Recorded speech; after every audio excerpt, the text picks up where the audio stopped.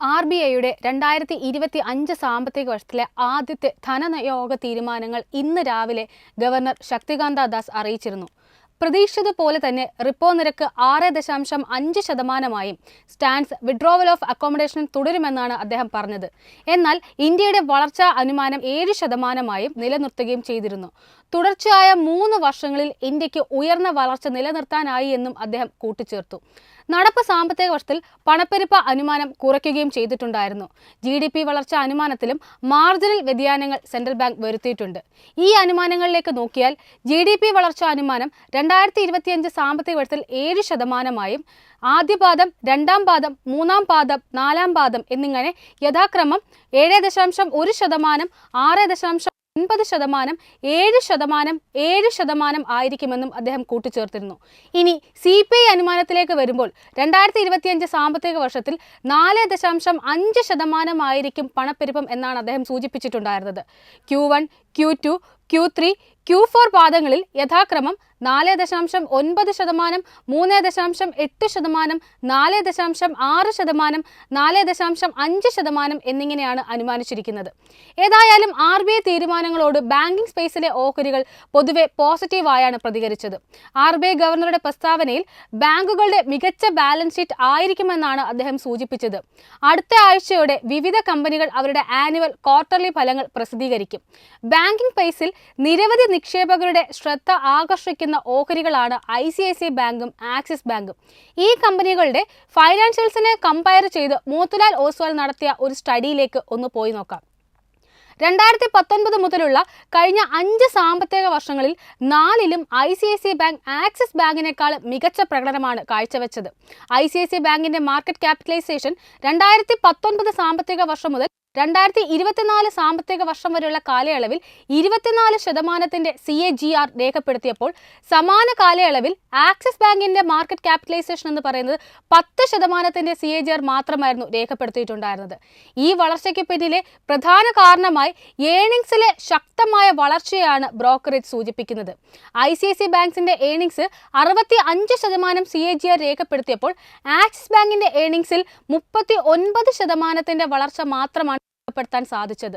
ബ്രോക്കറേജിന്റെ വിലയിരുത്തലിൽ 2024 സാമ്പത്തിക വർഷം മുതൽ 2026 സാമ്പത്തിക വർഷം വരെ വരുമാനത്തിൽ 13% CAGR ഉണ്ടാകുമെന്നും അതിന്റെ ഫലമായി റിട്ടേൺ ഓൺ അസറ്റ് 2.2% ആകുമെന്നാണ് മോത്തിലാൽ ഓസ്വാൾ പറയുന്നത്.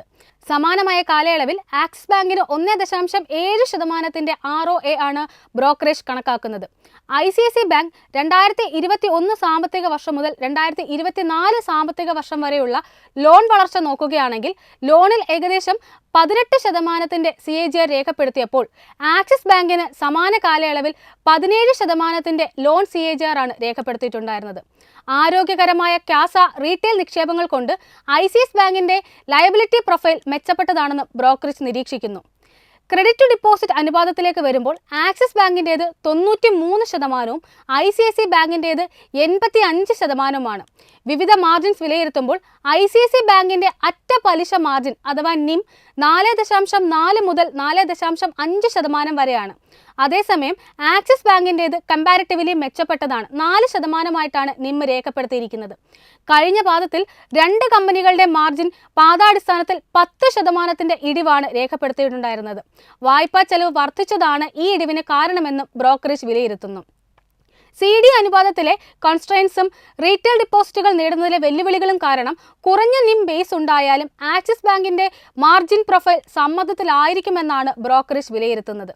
ഇനി കോസ്റ്റ് റേഷ്യോസിലേക്ക് നോക്കുകയാണെങ്കിൽ കോസ്റ്റ് റേഷ്യോസ് ഫലപ്രദമായി കൈകാര്യം ചെയ്തുകൊണ്ടാണ് ICICI ബാങ്ക് ഡിജിറ്റൽ രംഗത്ത് സാന്നിധ്യം ശക്തമാക്കുന്നത്.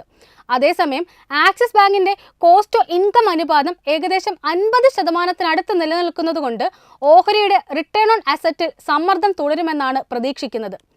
ആസ്തി നിലവാരമാണ് ബ്രോക്കറേജ് പഠനത്തിനായി ഉപയോഗിച്ച മറ്റൊരു അനുപാതം. ICICI ബാങ്കിന്റെ ആസ്തി നിലവാരം മെച്ചപ്പെടുത്തുന്നതിൽ കാര്യമായ പുരോഗതി കൈവരിച്ചു എന്ന് വിലയിരുത്തുന്നു. ബാങ്കിംഗ് സ്പേസിലെ ഏറ്റവും മികച്ച പ്രൊവിഷനിങ് കവറേജ് റേഷ്യോകളിൽ ഒന്നാണ് ICICI ബാങ്കിൻ്റേത്. 81% ICICI ബാങ്കിന്റെ PCR എന്ന് പറയുന്നത്. അതായത് കമ്പനിക്ക് ലഭിക്കുന്ന ലോണുകളുടെ 1.1% മാത്രമാണ് പ്രൊവിഷനിങ്ങിനായി കമ്പനി മാറ്റിവെക്കുന്നത്. നേരത്തെ സൂചിപ്പിച്ചതുപോലെ ആക്സിസ് ബാങ്കിന്റെ കോസ്റ്റ് അനുപാതങ്ങൾ ഉയർന്നു നിലനിൽക്കുന്നത് കൊണ്ട് തന്നെ ICICIയുമായി താരതമ്യം ചെയ്യുമ്പോൾ അസറ്റ് ക്വാളിറ്റിയിൽ ഒരുപക്ഷെ സമ്മർദ്ദം ഉണ്ടായേക്കാമെന്നാണ് ബ്രോക്കറേജ് പറയുന്നത്. കഴിഞ്ഞ കുറച്ച് വർഷങ്ങളായി ആക്സിസ് ബാങ്കിനേക്കാൾ ICICI ബാങ്കിന്റെ ROA 50 ബേസിസ് പോയിന്റ്സ് ഉയർന്നതാണ്. ഓവറോൾ വാല്യുവേഷൻ നോക്കുമ്പോൾ ആക്സിസ് ബാങ്കിന് ഫെയർ വാല്യുവേഷൻ ആണെങ്കിലും പ്രധാന ഓപ്പറേറ്റിംഗ് മെട്രിക്കുകളിലെ സമ്മർദ്ദം സമീപ ഭാവിയിൽ സ്റ്റോക്കിന്റെ പെർഫോമൻസിനെ പരിമിതപ്പെടുത്താമെന്ന് കൂടി ബ്രോക്കറേജ് ചൂണ്ടിക്കാട്ടുന്നു. എന്നാൽ നേരത്തെ സൂചിപ്പിച്ച ഓപ്പറേറ്റിംഗ് മെട്രിക്കുകളിലെ മികവ് ICICI ബാങ്കിനെ ആക്സിസ് ബാങ്കിനേക്കാളും മികച്ച വളർച്ച കൈവരിക്കാൻ സഹായിക്കുമെന്നാണ് ബ്രോക്കറേജ് വിശ്വസിക്കുന്നത്. ഇനി വരുന്ന പാദങ്ങളിലെയും അതിനോടൊപ്പം തന്നെ വരുന്ന സാമ്പത്തിക വർഷങ്ങളിലെയും കണക്കുകൾ പരിശോധിക്കുകയാണെങ്കിൽ ICICI ബാങ്ക് 2026 സാമ്പത്തിക വർഷത്തിൽ ROA ആയി രേഖപ്പെടുത്തുക 2.2%, ROE ആയി രേഖപ്പെടുത്തുക അഥവാ റിട്ടേൺ ഓൺ ഇക്വിറ്റി ആയി രേഖപ്പെടുത്തുക 17.8%. അതേസമയം സമാന കാലയളവിൽ ആക്സിസ് ബാങ്ക് ROA ആയി രേഖപ്പെടുത്തുക 1.7%, റിട്ടേൺ ഓൺ ഇക്വിറ്റി ആയി രേഖപ്പെടുത്തുക 17.1% ആയിരിക്കുമെന്നാണ് മോത്തിലാൽ വിലയിരുത്തുന്നത്. ഇനി ഓഹരികളുടെ ഒരു പ്രകടനം കൂടി ഒന്ന് വിലയിരുത്തുകയാണ് എന്നുണ്ടെങ്കിൽ പെർഫോമൻസിലേക്ക് നോക്കുകയാണെങ്കിൽ ഇയർ ടു ഡേറ്റിൽ ആക്സിസ് ബാങ്ക് നിക്ഷേപകർക്ക് നെഗറ്റീവ് റിട്ടേൺ ആണ് നൽകിയിരിക്കുന്നത്. ഏകദേശം 4%-ലധികം നെഗറ്റീവ് റിട്ടേൺസ് ആണ് ഈ ഓഹരി നിക്ഷേപകർക്ക് നൽകിയത്. എന്നാൽ ICICI ബാങ്കിലേക്ക് വരുമ്പോൾ 8%-നടുത്ത് നേട്ടം നൽകാൻ ഇയർ ടു ഡേറ്റിൽ ഓഹരിക്ക് സാധിച്ചിട്ടുണ്ടായിരുന്നു.